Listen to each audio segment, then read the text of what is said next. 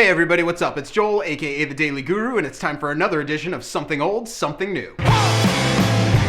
Today for Something Old, we're going back to one of the greatest albums that you should own, but probably don't. It's Mississippi Fred McDowell and his recording live at the Mayfair Hotel. Mississippi Fred McDowell falls into that category of rediscovered bluesmen. He was playing music as early as the 1920s, but really didn't get known until the great searches of Alan Lomax many decades later. Yet, as soon as he and his songs were found, he became one of the most in-demand performers on the planet, and this is him at his best, recorded live in 1969. At its core, this is as pure and raw as blues music gets. It's nothing more than Mississippi Fred, his guitar, and his foot keeping rhythm. One of the best parts of this record is, unlike most live recordings, while he's playing, the crowd is completely silent. They're clearly hanging on every single note he plays, and they know well enough that they are in the presence of a master and just sit back and let him do his thing. Yet at the same time, during the slow, almost labored songs that he plays on this album, it's just as good, and blues music has rarely been captured in as untouched and delicate a state as one finds on this album. It's the soul, the emotion that Mississippi Fred McDowell brings to every single one of these songs. And while a number of these songs are now standards in blues music, his interpretation is tough to top. In fact, his duet of When I Lay My Burden Down with the great Joanne Kelly is as quintessential roots blues as you can find anywhere, and it's sure to take your breath away. So while he may not have the name recognition of a number of other blues performers, he easily outshines them in every single element. So go do your ears a favor right now and grab yourself a copy of Mississippi Fred McDowell's live at the Mayfair Hotel.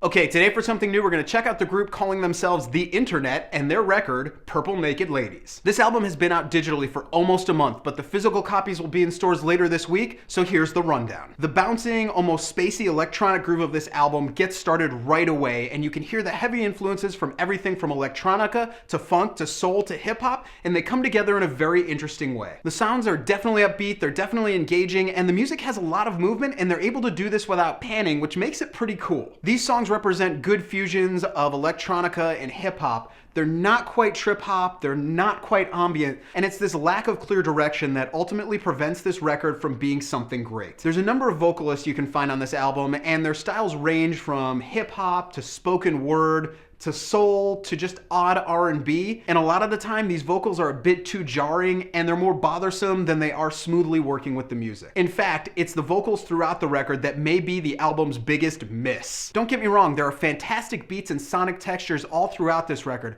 but the vocals are just awkward and they completely ruin any mood that music may have provided. So while there's certainly some promise in certain aspects of this record, overall this one just didn't come together right. So if you're really into electronic music and those attempts into hip-hop, you may want to borrow it. But other than that, Purple Naked Ladies is a bin it. So that's what I got for you guys today. I hope you dug it. If you did, go ahead and click subscribe, go ahead and leave a comment, go ahead and click like, whatever you want to do. Remember that if you leave a comment here or you share this video via my Facebook page, you're automatically entered to win at least 4 of the albums I recommend this month at the end of the month. If you want to email me, you can do that at thedailyguru@gmail.com, and check out my website where every single day I write about the greatest music of all time at thedailyguru.net. You can follow me on Twitter, Facebook, and Tumblr right here, and we'll see you guys again next week.